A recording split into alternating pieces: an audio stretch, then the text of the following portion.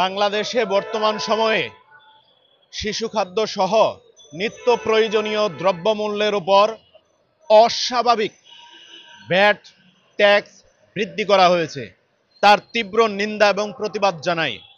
কারণ এই যে দ্রব্যমূল্যের উপর নিত্য প্রয়োজনীয় দ্রব্যের উপর ভ্যাট ট্যাক্স বৃদ্ধির ফলে বাংলাদেশের সাধারণ মানুষের ক্রয় ক্ষমতার বাহিরে চলে যাচ্ছে।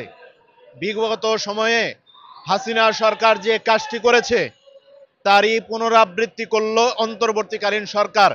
এই সরকারের কাছে আমরা এই ধরনের কোনো আশা করিনি, কারণ ২৪-এর গণঅভ্যুত্থানের মধ্য দিয়ে আমরা একটি নতুন সরকার প্রতিষ্ঠিত করেছি। আমরা আমাদের আশা আকাঙ্ক্ষার প্রতিফলন ঘটানোর জন্য এই সরকারকে প্রতিষ্ঠিত করেছি।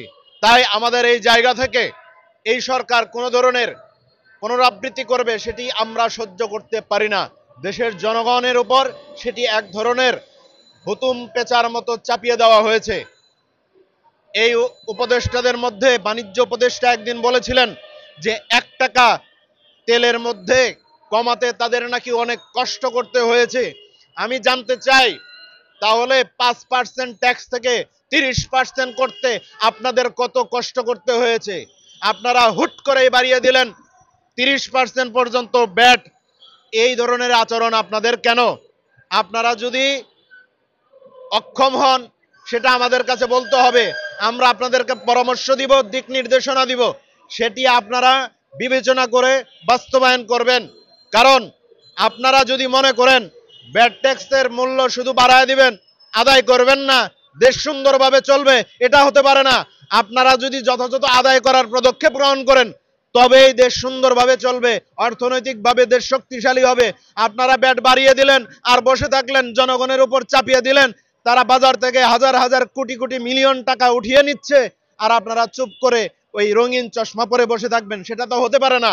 আপনারা যদি সেই জায়গায় ব্যর্থ হন তাহলে আপনাদের ব্যাট ট্যাক্স বাড়ানোর কোনো অধিকার নাই। আমরা জানি বড় বড় রাঘব বোয়ালদেরকে আপনারা সুবিধা দিচ্ছেন, তারা বাজার থেকে হাজার হাজার কোটি টাকা উঠিয়ে নিচ্ছে ঘন্টায় ঘন্টায়, তাদেরকে আপনারা কিছু বলতে পারছেন না। বাণিজ্য উপদেষ্টাকে আবারও বলছি, বাণিজ্য নীতিকে সম্প্রসারিত করতে হবে। ৪-৫টি গ্রুপের কাছে আপনারা যে ইজারা দিয়েছেন সেই ইজারা বাতিল করতে হবে। ওই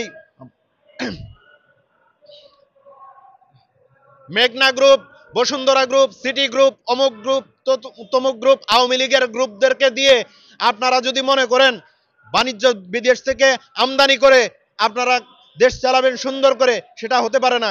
তাই আপনাদের জায়গা থেকে পদক্ষেপ গ্রহণ করতে হবে এমন যে কেউ চাইলে বিদেশ থেকে আমদানি করে এদেশে মানুষের চাহিদা পূরণ করতে পারবে, কম্পিটিশন তৈরি হবে, তখন দ্রব্যমূল্যের দাম কমে যাবে। আর এটি যদি আপনারা না করতে পারেন তাহলে এইভাবে হুটহাট করে এত পরিমাণ ভ্যাট এবং ট্যাক্স বাড়িয়ে দেশের জনগণের সাথে তামাশা করার কোনো প্রয়োজন নাই। আমরা চাই দেশ সুন্দরভাবে চলুক।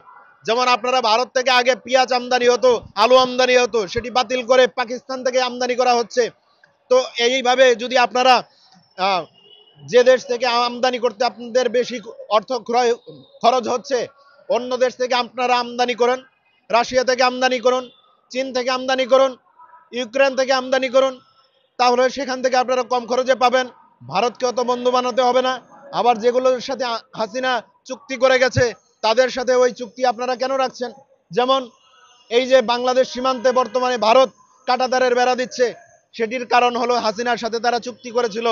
হাসিনা তাদেরকে রেল করিডোর দেওয়ার চেষ্টা করেছিল, আর তারা আমাদের ৩ বিঘা করিডোর সেটাকে বন্ধ করে সেখানে কাঁটাতারের বেড়া দেওয়ার চেষ্টা করছে। এবং ৩ বিঘা করিডোর এখানে কাঁটাতারের বেড়া দেওয়ার উদ্দেশ্য হলো মুই কি হনুরে আমার গায়ে ধাক্কা দেয় না কেন, আমি কেন যুদ্ধ করতে পারতেছি না, আমি কেন দখল করতে পারতেছি না, তাদের অবস্থান হলো এটা।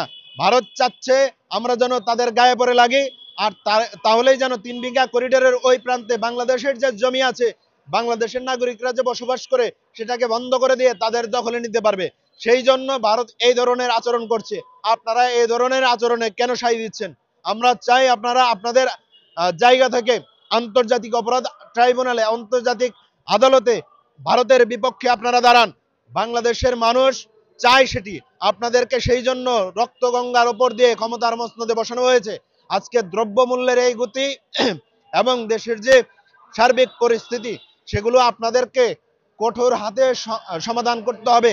যদি আপনারা সেগুলো করতে ব্যর্থ হন, দেশের জনগণ আপনাদের উপর থেকে না বিশ্বাস হারাবে এবং দেশের জনগণ আপনাদেরকে বিশ্বাস করে তাদের রক্তের বিনিময়ে যে বাংলাদেশ নতুন করে প্রতিষ্ঠিত হয়েছে, সেই বাংলাদেশের ক্ষমতার মসনদে আপনাদেরকে বসিয়েছে।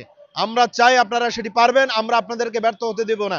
রাজনৈতিক দলগুলো এবং নেতারা প্রত্যেকেই আপনাদেরকে ম্যান্ডেজ দিয়ে, ছাত্ররা ম্যান্ডেজ দিয়ে আপনাদেরকে ক্ষমতার মসনদে বসিয়েছে। ধন্যবাদ।